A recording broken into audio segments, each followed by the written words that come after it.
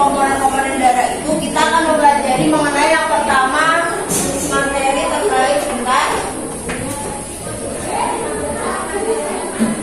Nah, ini adalah materi pokok pembahasan yang akan kita bahas pada pertemuan kali ini. Yang pertama ada mekanisme pembekuan darah. Kemudian yang kedua ada golongan darah dan fungsi golongan darah. Nanti ada yang terakhir dari golongan darah kita akan mempelajari transfusi darah. Ada yang pernah transfusi darah atau ada yang pernah donor darah di sini? Kita akan mempelajari gimana sih orang bisa mendonorkan darahnya atau untuk siapa aja kita bisa mendonorkan darah kita.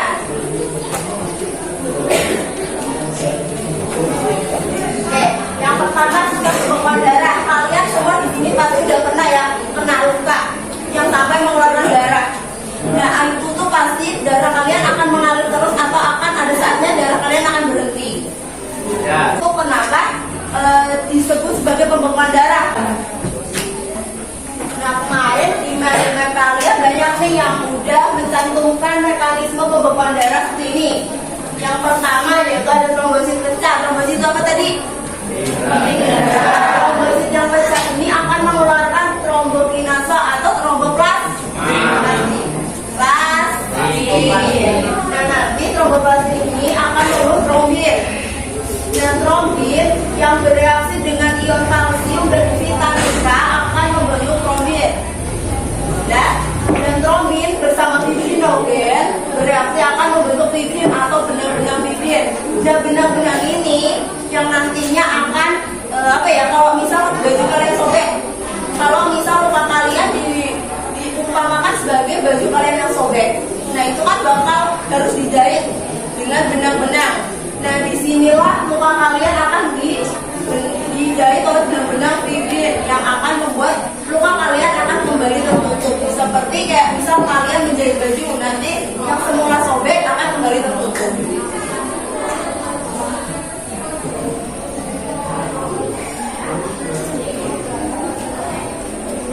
Nah, ini animasi dari proses pembekuan darah. Sebelumnya ibu jelasin di sini adalah animasi dari proses pembekuan darah. Yang pertama, misal salah satu contoh yang bisa bikin kalian luka itu ada digores pisau. Yang cewek-cewek ini biasanya yang masak keluar darahnya. Nah, itu karena pembuluh darah kalian. Apa pembuluh darah? Salah satu contoh pembuluh darah. Nah, itu pembuluh darah kalian bakal roket atau pecah. Nah, itu yang menyebabkan keping darah kalian, terus ada eritrosit kalian itu akan keluar karena dia sobek, dia pecah, dia ada lubangnya gitu.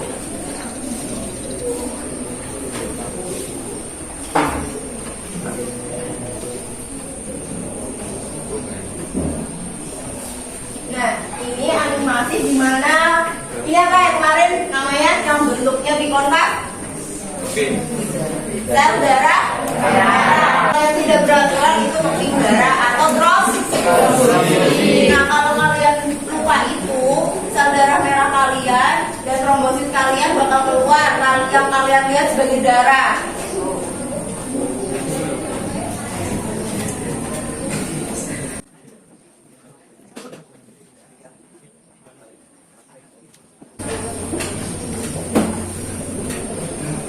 Nah, ini yang disebut sebagai keping darah.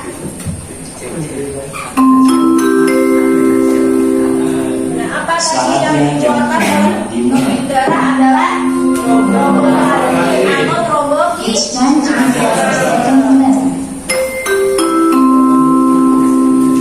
Nah, ini ada ion kalsium dan trombin. Itu akan bereaksi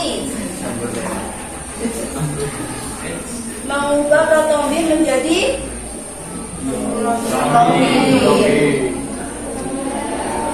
Dan trombin yang terbentuk kemudian bereaksi bersama fibrinogen. Nah, sampai hasil akhirnya membentuk benang-benang fibril. Fibrin ini nanti benangnya kan yang bereaksi kan trombositnya nggak cuma satu kan, trombosit yang bereaksi kan banyak. Nanti benang-benang yang terbentuk juga banyak. Nah, dia akan ikut keluar. Nah, nanti di permukaan luka kalian, di permukaan kulit kalian akan membentuk jaring-jaring. Nah, Nah, lihat dah. Nah, jari-jari fibrin ini yang menahan sel darah merah kalian. Jadi kenapa kalau luka kalian kering, warnanya tetap merah? Karena yang kering itu sel darah merah kalian. Udah? Paham? Nanti yang ini, permukaannya ini yang kering, yang biasa kalau luka kalian udah kering, kalian kopek. Nah, udah.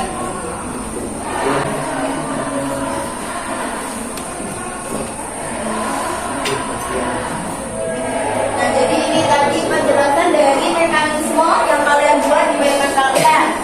Ada luka, kemudian ada trombosit atau keping darahnya itu pecah mengeluarkan trombokinase. Nah, nanti trombokinase itu akan mengubah trombin. Ya, kalau trombokinase nanti dia akan bereaksi dengan ion kalsium dan vitamin K mengubah trombin menjadi protrombin. Dan itu cara bacanya. Kemudian dia trombin ini akan bereaksi dengan fibrinogen menjadi benang fibrin. Nah, benang inilah tadi yang akan menahan eritrosit kalian sehingga terjadi pembekuan darah. Ya, paham? Ada pertanyaan di bagian proses pembekuan darah? Belum? Kalau misalnya lukanya besar terus saudara putihnya Trombositnya? Ya. Nah, itulah kalau trombosit kalian, kalau biasa kalian cek kan, cek trombosit. Kalau trombosit kalian kurang, berarti proses pembekuan darah kalian bisa terganggu, bisa makin lama. Karena nanti kan reaksinya benang-benang fibrinnya yang terbentuk makin sedikit, makin lama buat proses pembekuan darah. Jadi kenapa kalian itu penting untuk mengkonsistensikan jumlah trombosit kalian, ya?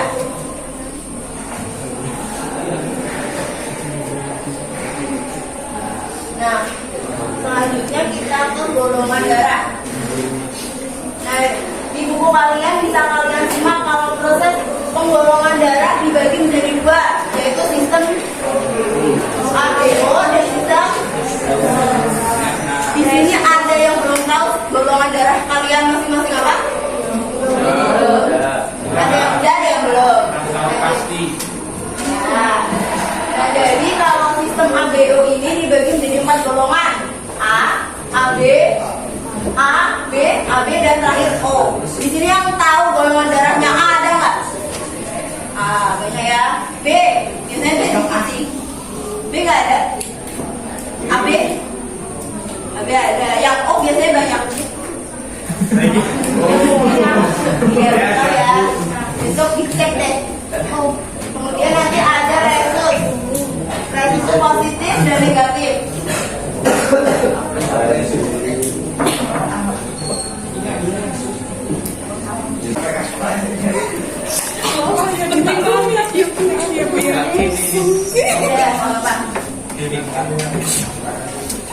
Nah, jadi kalau misalnya nih ada golongan darah di buku cetak halaman 120, di situ ada penjelasan mengenai golongan darah.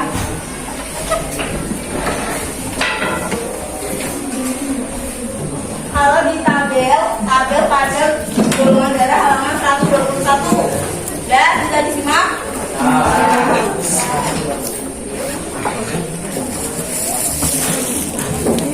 Nah, dia pakai sistem ABO. Ada golongan darah A, B, AB, dan O. Nah, di sana kan ada unsur membran sel. Nah, kan di situ ada antigen atau agglutinogen dan antibodi atau agglutinin. Jadi yang kalian harus paham itu di sini. Di sini ada agglutinogen dan agglutinin. Ya, kalau di proses transfusi darah nanti deh ya. Kalau di sini kita bakal bahas dulu komponen-komponen agglutinogen dan agglutinin dari masing-masing golongan darah.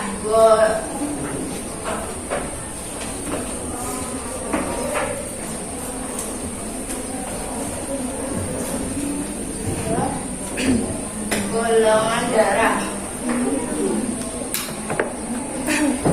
Bisa kita lihat kalau golongan darah A dia bakal punya antigen apa? A, aglutininnya atau ini disebut beta. Aglutinin beta. Nah kalau yang B dia punya aglutinogen B. Aglutinnya atau anti beta ya di sini. Dan nanti yang AB dia punya apa enggak? Ada dua-duanya ya, A dan D. Ininya juga atau nggak punya aglutinin sama sekali. Nah kalau yang O dia kebalikan dari AB, dia nggak punya aglutinogen, tapi dia punya aglutinin beta dan alfa. Udah sampai di sini paham? Kalau yang golongan darah A dia punya aglutinogen A dengan aglutinin beta. Kemudian yang golongan darah B dia punya aglutinogen B dan aglutinin alfa.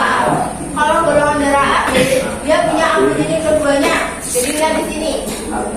A dan B dia enggak punya aglutinin beta dan alfa. Kalau O dia kebalikan dari golongan darah AB, dia tidak punya aglutinogen, tapi dia punya kedua jenis aglutinin. Ya. Kalau kemudian yang ada resus itu kan ada positif dan negatif. Kalau yang positif dia punya RHD.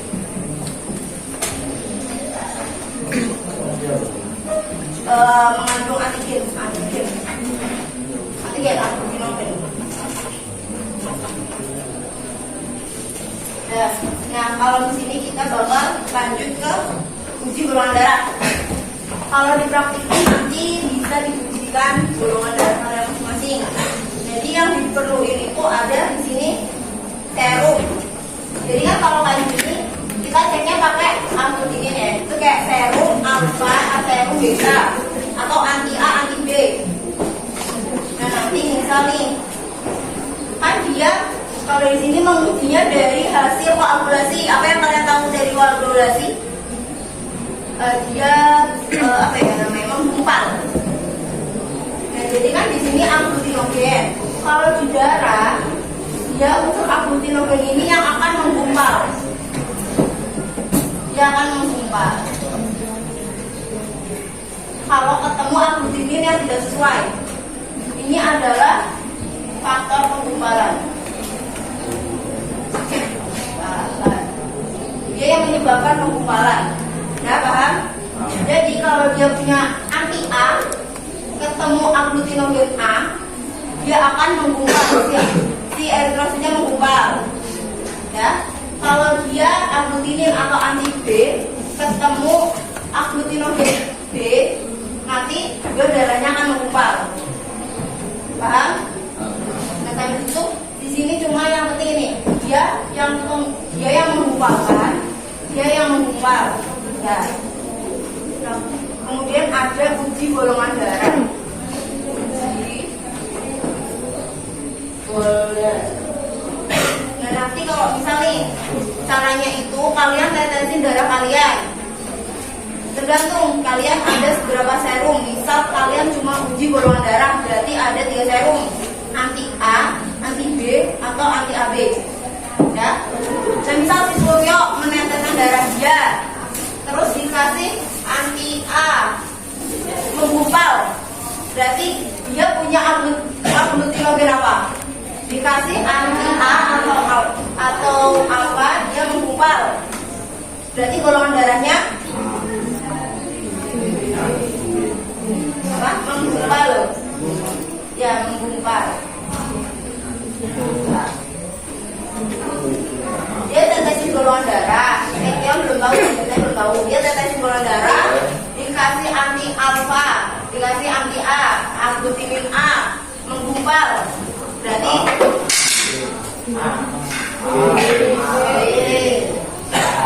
kan anti A menggumpal. Berarti B. Ya, paham? Jadi kalau di tabel, kalau yang positif, tanda yang positif itu artinya menggumpal. Kalau yang tandanya negatif, dia artinya tidak menggumpal. di tabel halaman 122. Ada yang tanya lagi? Ada yang mau ditanyain nggak?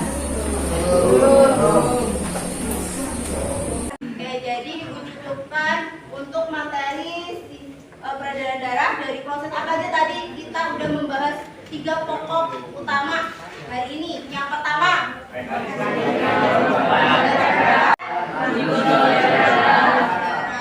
kalau untuk pertemuan kita selanjutnya ada yang tahu kita bakal bahas apa? Organ peredaran darah dan penyakit. Mekanisme peredaran darah. Nah, untuk minggu depan kita akan mempelajari juga materi itu, organ dan mekanisme peredaran darah. Bisa kalian persiapkan. Nah, untuk hari ini Ibu cukupkan sekian. Terima kasih atas partisipasi kalian untuk mengikuti pelajaran Ibu. Semoga bermanfaat dan bisa kalian pahami dengan mudah. Kalau misal ada pertanyaan atau ada bagian yang kalian kurang pahami, bisa langsung tanyakan ke Ibu. Ya.